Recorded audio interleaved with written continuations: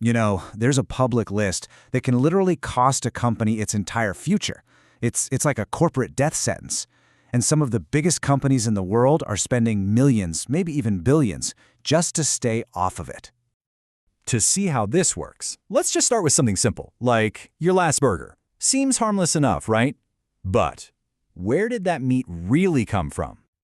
Or, hey, what about the wood that your desk is made of? The chair you're sitting on right now? We're literally surrounded by these things every single day. So what if I told you there's a direct line, a straight-up connection between some of these everyday items and people forced to work in slavery-like conditions right now, as we speak? Because I fell down this rabbit hole of government raids and corporate cover-ups that is just absolutely insane. If you want to see more investigations like this one, do me a favor and just demolish that subscribe button. And let me know in the comments what rabbit hole I should dive into next. Now, let's get to the crime scene. So our story, it doesn't start in a fancy boardroom. Nope. It starts at the scene of a crime, a federal raid, and it's targeting one of the biggest fish in the entire global food industry. The company is JBS. And these guys are titans. I mean, they're one of the largest meat processors on the entire planet. We're talking about 158,000 employees in Brazil alone. Their products are everywhere. But in one of their poultry units, government inspectors found something absolutely horrifying. Look, this wasn't just a case of bad working conditions. This was on another level. Inspectors found people being forced to work 16-hour shifts. They were housed in places with no clean drinking water. The contractor was making illegal deductions from their wages, trapping them in this cycle of debt they could never, ever escape. The government's official term for this? Slavery-like conditions.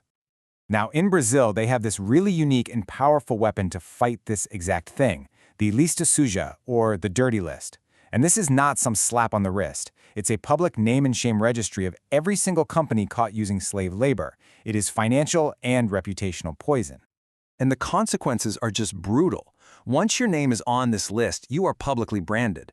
You're barred from getting loans from public banks, which is a financial death blow for a lot of companies. Major buyers, well, they'll drop you instantly to protect their own reputations, and you stay on this list of shame for 2 long years.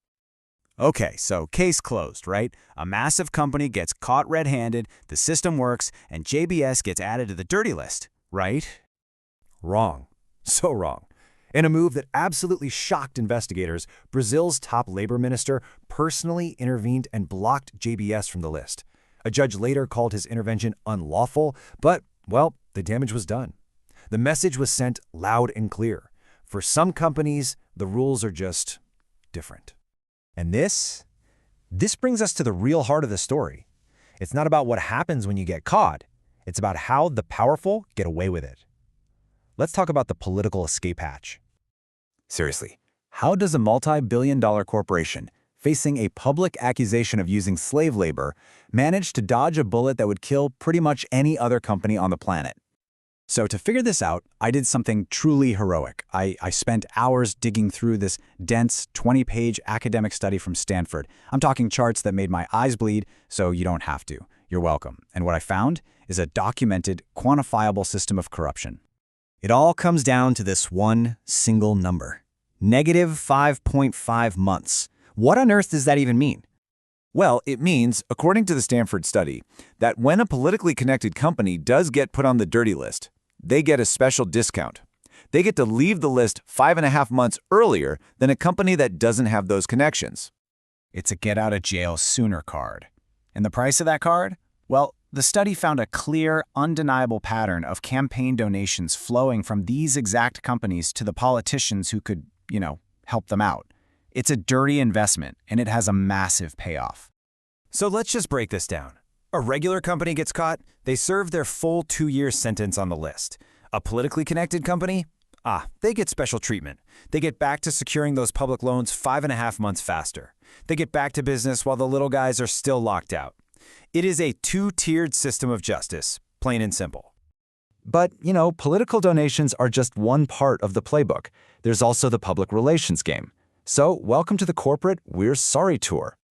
On one hand, you have the plan, right? Polished presentations, people talking about corporate responsibility, and all these serious-looking people in boardrooms. And on the other hand, you have the reality. Brutal, back-breaking labor in these remote areas, far away from any cameras or any corporate oversight.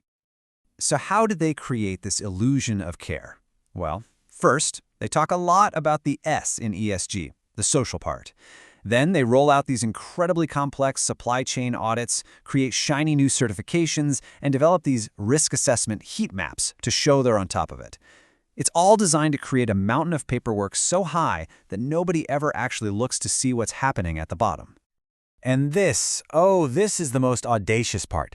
JBS, the very same company the labor minister personally shielded from the dirty list, helped an NGO create a tool to map slavery risk hotspots. Just let that sink in.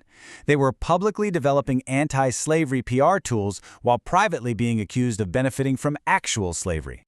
Which, of course, brings us to the final and probably most important question. Where do we fit into all of this? After all the political favors and all the PR spin, can you ever really know if the products you're buying are actually clean? Because that's the question this all leaves me with. When a giant corporation rolls out a new certification or a risk assessment tool or some complex audit, are they actually trying to stop the horrific exploitation of people in their supply chain? Or are they just getting better at managing the risk of getting caught? I'll let you think about that one.